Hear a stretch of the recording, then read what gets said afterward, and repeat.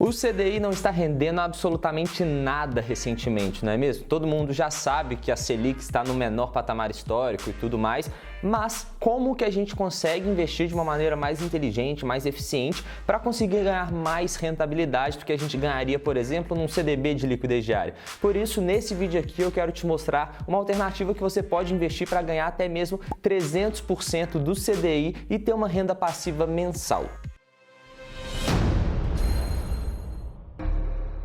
Fala galera, beleza? Meu nome é Henrique Sturt, eu sou certificado como especialista em investimentos pela Ambima e nesse vídeo aqui eu quero falar sobre os fundos imobiliários. Se você não conhece, eu vou falar um pouquinho melhor sobre o que é e como analisar esse tipo de ativo para você decidir se você investe ou não em algum fundo imobiliário específico. E aí com isso a gente vai conseguir ter uma rentabilidade muito maior do que a gente teria, por exemplo, na renda fixa, com a rentabilidade, o dividend yield podendo chegar até mesmo 300% do CDI. Ou seja, você vai ter uma rentabilidade até 3 vezes maior do que você teria num CDB de liquidez diária, numa LCI ou até mesmo em algum título do governo. Então, se você quer saber um pouquinho mais sobre isso, já deixa seu like aqui embaixo, que isso é muito importante para o algoritmo do YouTube entender que você curtiu esse conteúdo, que você gosta do conteúdo aqui do canal e possivelmente ele vai levar para outras pessoas que também vão ser beneficiadas com esse conteúdo. Então, se você gosta do vídeo aqui do canal, trazer todo esse conteúdo que eu trago aqui para você, deixar o like é realmente muito importante, a gente não pede à toa, isso é muito importante para o YouTube entender e levar esse vídeo para mais pessoas, beleza? Mas vamos lá direto ao ponto, né? O que são fundos imobiliários? Se você não conhece, fundos imobiliários são um tipo de investimento que você pode investir indiretamente em imóveis, ou seja, você não vai precisar pegar toda uma quantia gigante de dinheiro para poder comprar um apartamento, comprar uma casa e começar a alugar aquela casa. Você pode começar a investir em imóveis através da Bolsa de Valores com R$100, R$10, é super acessível para qualquer pessoa e o legal é que todo mundo conhece a lógica de um investimento em imóveis, né? Você vai alugar, vai ter que pagar alguns impostos ali, vai ter que ter as despesas mensais, negociar com o inquilino e receber o aluguel. A diferença é que no fundo imobiliário você não precisa ter todo esse trabalho, justamente porque cada fundo imobiliário é um conjunto de investidores que estão investindo juntos e eles vão contratar um gestor especializado para cuidar de toda essa burocracia. Então você vai pagar ali uma pequena taxa todos os meses e, consequentemente, esse gestor vai cuidar de toda essa parte chata que muitas vezes você não teria tempo ou não teria paciência mesmo de ficar cuidando caso você investisse num imóvel físico. Então você pode investir num fundo imobiliário e você vai ser dono de uma pequena parcela daqueles imóveis que estão lá dentro daquele fundo e, consequentemente, todas as vezes que o inquilino pagar o aluguel para o fundo vai te passar quase a totalidade desse aluguel também, descontando ali apenas as taxas. E aí existem duas grandes vantagens dos fundos imobiliários, que a primeira é, igual eu já falei, que você vai ter uma renda passiva mensal, então a partir do momento que você comprou a cota daquele fundo imobiliário, no mês seguinte você já vai começar a ganhar os seus aluguéis ali todos os meses. E a outra grande vantagem é que se você monta uma carteira diversificada de fundos imobiliários, é estatisticamente impossível de você ficar algum determinado mês sem renda nenhuma. Por quê? Quando você investe, por exemplo, num imóvel, se o inquilino daquele imóvel não te paga o aluguel, você ficou sem a renda do mês. Mas a partir do momento que você coloca o seu dinheiro ali em um fundo imobiliário, que é super acessível, com R$100 você já começa a diversificar seu capital, a partir desse momento, cada fundo imobiliário que você investe, vamos supor que você investiu R$1.000 em 5 fundos imobiliários diferentes e aí cada fundo imobiliário tem 5 imóveis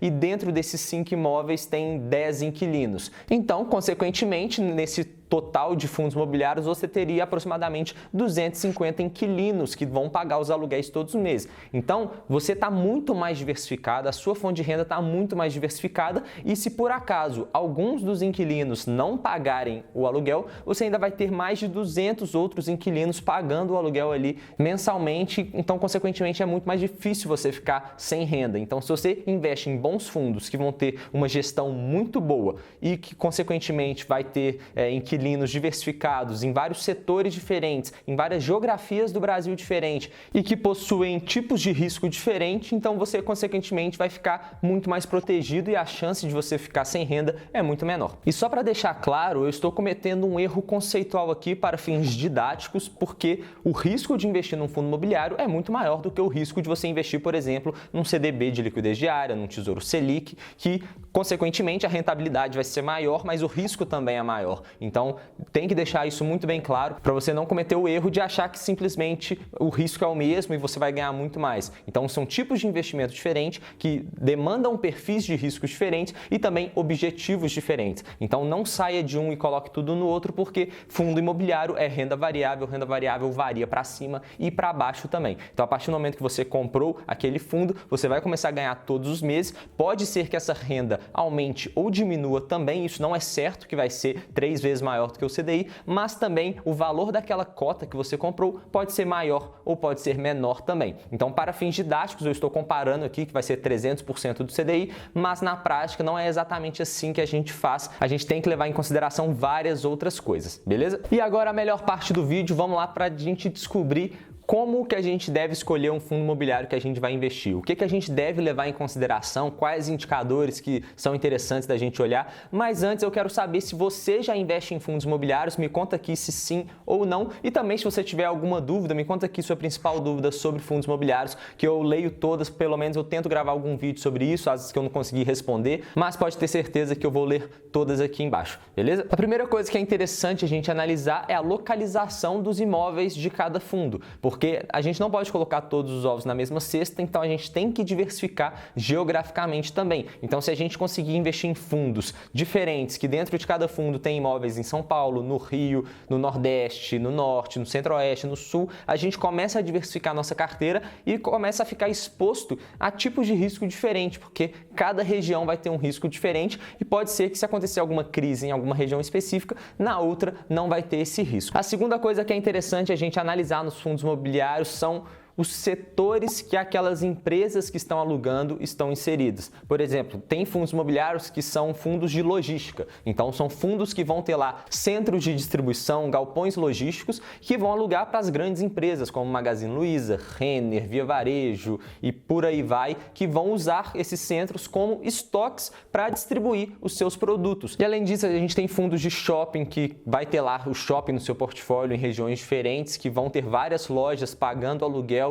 igual funciona mesmo num shopping que você já conhece. Existem fundos que estão no setor mais de lajes corporativas, então são empresas que estão alugando aqueles imóveis, aquelas lajes, aqueles escritórios para colocar ali a sua sede, os seus funcionários e tudo mais. E além de diversificar nesses tipos de fundo, em setores dos fundos imobiliários, a gente também pode diversificar em setores das empresas que estão alugando. Por exemplo, tem empresas que são empresas de varejo, tem empresas que são empresas de consumo, e empresas de tecnologia e por aí vai. Tem vários setores que as empresas podem estar inseridas que vão alugar. Então a gente consegue diversificar o risco do tipo de operação daquele fundo imobiliário e também o risco do setor que aquela empresa está inserida. Por exemplo, se acontecer alguma crise no setor de consumo, pode ser que o setor de tecnologia não seja tão afetado assim. Então, por mais que aquelas empresas do consumo estejam sendo muito afetadas e às vezes nem consigam pagar o aluguel, as empresas de tecnologia vão conseguir e isso mantém um pouco a nossa renda mais equilibrada. Terceira coisa que é interessante a gente olhar nos fundos imobiliários é o tipo de fundo que aquele fundo é. Existem dois grandes tipos, que são os fundos de tijolo e os fundos de papel. A diferença basicamente é que o fundo de tijolo vai ter lá o imóvel físico, ele vai comprar imóveis físicos